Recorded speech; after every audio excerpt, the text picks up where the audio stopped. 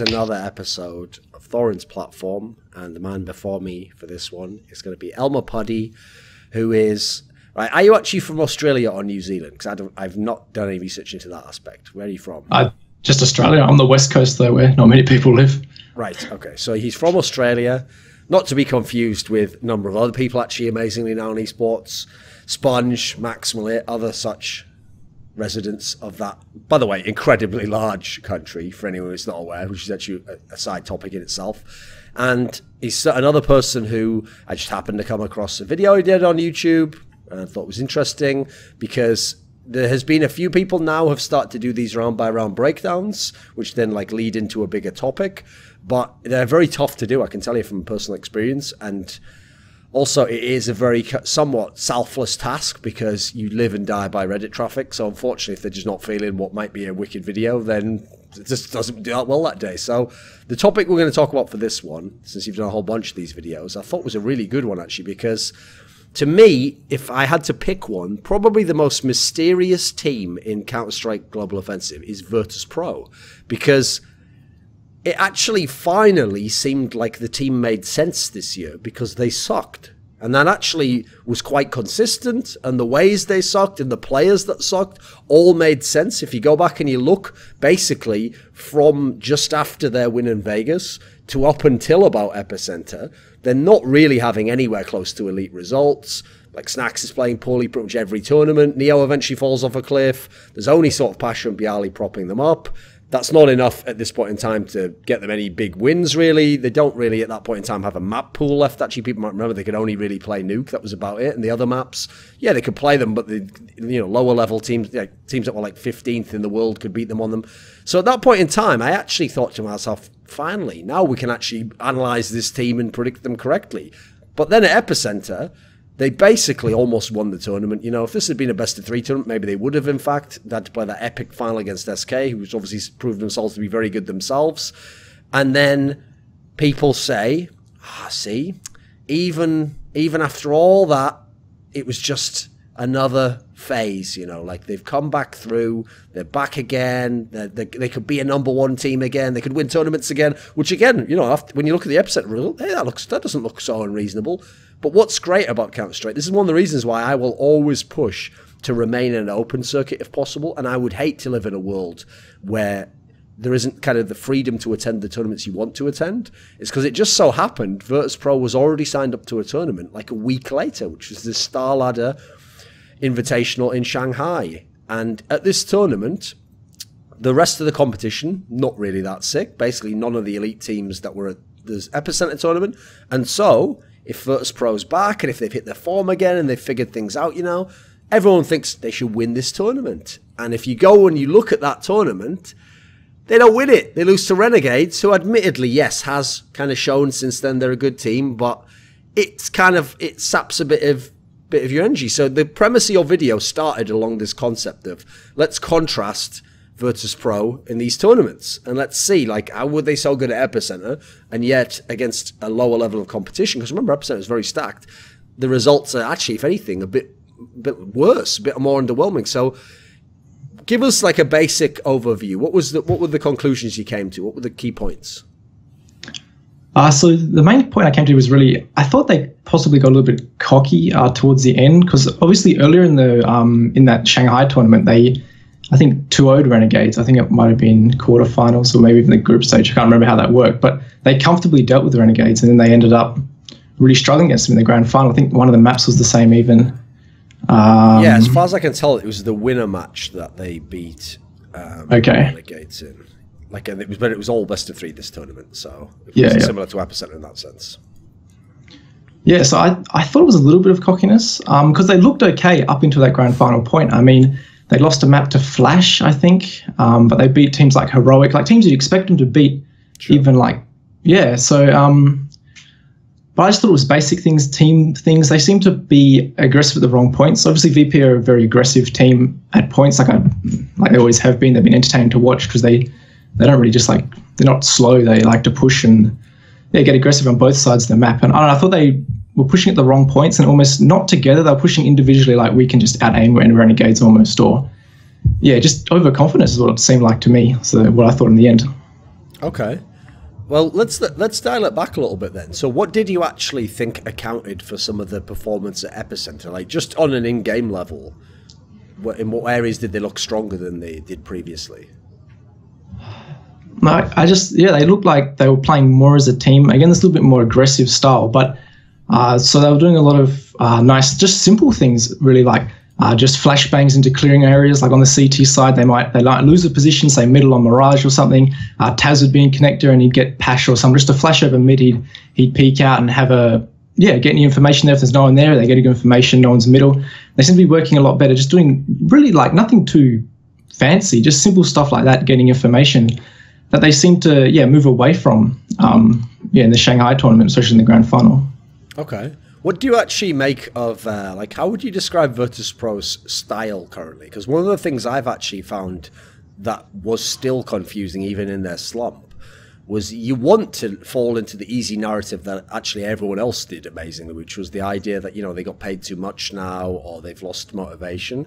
But every time I went and I would watch like a key game, like famously, I watched that relegation match they played against, I think it was Penta or something, or Big, one of the two. And when they were playing this match, just as in another, as in all the LAN tournaments I saw, they still would have like a new smoke that I hadn't seen before, or they'd have some sort of a like clearly practiced coordinated tactic that they'd just come up with, you know. So it looked like they were putting in the hours. So what do you think of, what is their current style of play? Like, how tactical do you think they are? I think they're trying to implement this tactical. I think they've always been trying to do it. They always try. I mean, I think one of the most famous options, I can't remember, what is it, that cobblestone strike where they threw all the standard smokes, jump through it, then jump back or something. I mean, they're always trying these kind of things, and I think they're definitely practicing and putting time into these like set strategies. But I think their style is still, it's pretty messy, I would say. They're still obviously very aggressive. That's always been their play style. But I'd say, aggressive, but it's kind of uncoordinated, not really so team-driven. I think it definitely got a little bit better when Snacks took over as in-game. Not Snacks, Taz is the in-game leader. Yeah. That definitely improved it. But I don't think a huge amount has changed. Nothing huge, just still that aggressive, but a bit messy, as I said. Did the fact that Snacks was the in-game leader and obviously previously relied upon to be kind of the star player, and not just even in terms of frags, we're talking a very all-round player, you know. Do you think that his role has been freed up in any sense? Has this accounted for part of the increase in performance as he's given up the leadership mantle? What would your speculation be? I mean, I would expect him to increase in performance. I can't actually remember off the top of my head. I think they've played since that Shanghai tournament offline event. Yeah, they played the WESG Europe thing. Oh, they didn't do well, I don't think. Didn't they? I've been in the middle. Make it out. Okay, I've been a bit out of it, middle of the exams. It wasn't a big tournament, don't worry. It was just bizarre national tournaments. I think he has been freed up a little bit. Definitely not to the same extent as he was. I mean, before he used to do some crazy things, crazy lurks or pushes on both sides, T and CT side. I think it might take a little bit of time for him to get back to that, if he's going to get back to that, if that's what Taz and the team decides they want. But I don't think he's definitely not back to the same play style he was at before he got switched into the in-game leader role. Sure. One of the interesting things about the Virtus.pro squad, which I actually do think is a connection to the old team that they used to have in 1.6, where obviously, admittedly, like, at most they only had 3 of these players. It was a very different composition. Like, Neo was the best player, you know, and if you go back far enough, they only had 2 of these players. But one thing that I would assume comes from those 2 guys, because it seems to be a thread through their teams, is that actually one of the things they were probably the best at in 1.6 was they didn't have the best tactics and they didn't have the best players, but bizarrely they figured out sort of a middle ground between the two, where what you do is, as long as your tactic can get you to the point where I used to call this a broken round. It's where you get to like a 3-on-2 or a 2-on-2, and in this type of setting there is no tactic anymore, because the tactic's already been executed or has failed, and you are now just in a scenario where, because there's just 2 or 3 players, people actually, in terms of even the miniature group that's in the game still, they tend to think differently. Actually, they think more like a single player would. Now they think to themselves, what am I going to do versus these 2 people? And then maybe how do I work with my teammate to do that, right? And when you're in this type of setting, because you can't practice these settings as much, and because you can't just play purely individually, at least in theory, you know, maybe if you like have simple, you do just let him do what he wants. But in theory, you can't play purely individually. You still got to somehow figure out a way to work with someone. I always thought that's actually I don't know. By the way, I know from talking to them, they didn't consciously craft it this way. But the reason why I thought that gave them an edge is because since they always were the ones who had the lineups that stayed together the longest, in a way, you do have almost practice of those scenarios that the other teams can't have because, you know, their lineup's been together 9 months. And so even two amazing players are still sort of figuring out that sort of sync up, etc. Right, the reason why I'm bringing up this topic is I always feel like they're so tough to read and gauge in any version of CS when you're an outsider. Because when you're watching a 2-on-3 type scenario, it's so tough to know, like, what was actually a call? Did someone make a call there that we both rotated over here and did something brilliant, you know? Or did we just both happen to do it because we're just both in sync mentally, you know, whatever it is, right? What do you think of, like, kind of the mid-round game of Virtus.pro? So their mid-round game is... I mean, I haven't watched a huge amount recently, but I think it's still not what it was before. I think they do, as you said, they have this synergy because they've been playing together so long. They just kind of become second nature. You kind of work out, this is what my teammate is probably going to do, or most likely, like, you know, their play styles obviously extremely well. But I think it's definitely not as good as it started off with, as I said, well, not started off with, but as they were at their peak. But I think they're still trying to implement this kind of style. I mean, obviously, at the strat I mentioned before, the one that people loved, which was the one where they jump back through the smokes on Cobble, that obviously gets extremely crazy after you get a first couple of kills. Or, I mean, that's not going to just continue going smoothly, that kind of strat. So I think they are trying to still run this kind of style because that's what has worked for them. And they know this kind of style, this kind of mid-round play does often work in their advantage. Sure. So one of the things that actually doesn't make any sense about Virtus.pro this year, and people will forget this, is obviously Inferno was only introduced to the map pool after the major, I believe it was. Let me think off the top of my head. Yes, it was just after the major, I think it was. And so, because I think Vegas was the first event. And so actually, when Inferno came into the map pool, like, first of all, as you've actually noticed, it's turned out eventually, yeah, not very few teams have mastered it, but everyone plays it, basically. Everyone can play the basics of it. And so since it replaced Dust 2, which was the classic permaban of Virtus.pro, everyone was like, holy shit, now they're unbeatable. Because, you know, they famously, with the team that played every other map, I mean, admittedly, they didn't like Cash, but they would play it, you know. They just didn't like Dust 2, so in comes a map now in theory we can all play. Their map pool should have got better, but as they've had all these bad results, if anything, the map pool's just shrunk, and now it gets tough to really say, aside from Nuke, what maps they are strong on. So just from looking at them in the game, not talking, you know, map record or whatever, what would you say is the functional map pool of Virtus.pro at the moment? Functional, now you're testing me. I mean, I'd still say that, you know, just maps that you've seen them play and you thought they did good on or had a good read on. Yeah. I think Cobblestone, they're still decent on. What other? Inferno, I'm not convinced about. Obviously, Nuke, as you said, probably one of their strongest ones, is no one else really plays that. No one seems to like that except G2 look okay on it.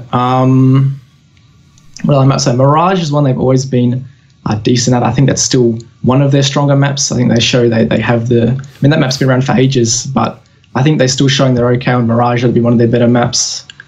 What else is there? Train. I think Train's fallen off a little bit for them, actually. I think it used to be a decent map for them, but I think it's fallen off a cliff.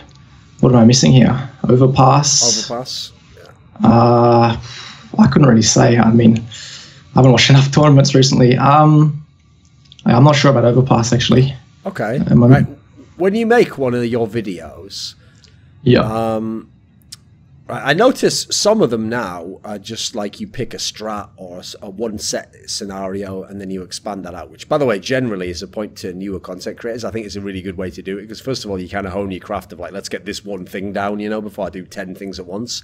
And also, obviously, while I'm definitely, anyone who's watched this channel knows this, not a subscriber to the notion that it should be very short. Like, I actually think that that's kind of a misunderstanding. What it is things are boring should be very short because then people stop watching. But if they're very good, you want to watch more. So with that said, also not too long, these clips. So when you come to make one, what identifies something that you should make into a clip and that you should make a video about? How do you figure that out? So the original actual concept of making these videos was to improve other players based off what the pros do. It was kind of like, this is what the pros do, maybe you can implement into your own game like this. This was the original idea I had. So basically, I just go through a demo, and if I think there's a logic behind it or something you can maybe think about, or something you like as a player, maybe more like you could, what am I saying here, that you could run this into your own game and think about this logically if you're in a similar situation. But also, obviously, I don't want to just pick a clip where it only works in this 0.001% of the time. I want to pick one that you can apply a little bit more broadly, into your own game. But I think, because I think that's what makes it more entertaining for people. I mean, obviously, as you said, you can make these longer ones if you're very good. But I know a lot of people don't have that longer attention span or whatever.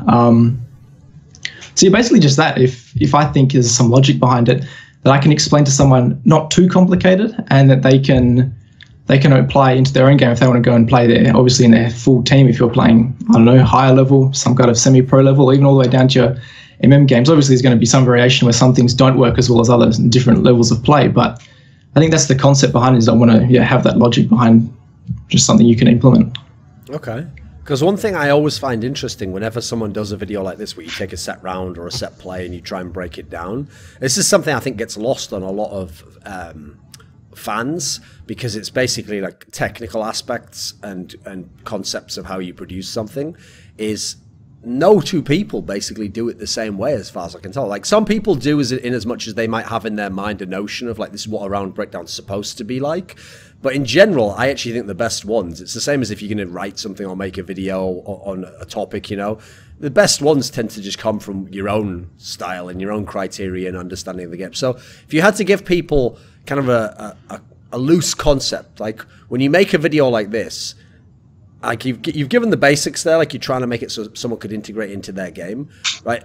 Do you actually try and go like as deep tactically as you can on the round? Do you just look for things that just immediately spring out when you happen to watch the round? Like how do you go into it in that sense?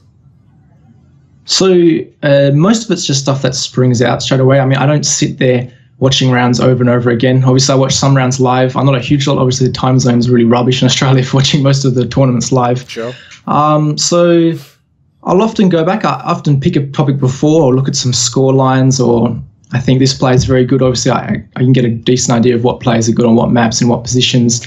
I'm just going to end up downloading a bunch of their demos, obviously from HLTV, and just I scroll through them. And if something jumps out at me, I mean, I actually watch them in double speed normally to start off with. So it's not like I'm going super in depth or slowing them down or changing all the different camera angles, looking at, like, obviously if I think something's interesting, I go back and I watch it 2 or 3 times. But if it doesn't jump out at me initially, I'd probably end up missing it most of the time.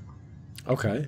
And so to kind of tie into the question I asked a couple ago then, so if you look on your channel at the moment, people would be hard pressed to figure out if you have a favorite team or if there's like a set genesis point to all these ideas, because it looks more like you just come up with a concept of like, right, for this team I'm going to do this, and then for this other squad it's just this hold that I'm interested in.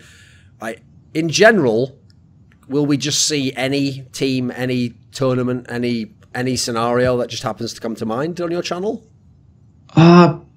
Pretty much. Obviously not any team. I mean, I try and keep it to the high-level teams. I'm not going to pick some just random semi-pro team. As you see, I don't think I've really gone into any teams really below the top 10. Yeah, but it is just basically what pops in my head, what I feel like I could make a video on, what I haven't covered already. Obviously, I do a series where I cover certain spots on map on a CT side or whatever. I have a list of spots I haven't covered. I just basically look at a team and look at players that I know are really good at this spot and just, break it down from there. Hey guys, Memphis here. Just a friendly Canadian reminder to keep forest spying, and you're watching Thorin's YouTube.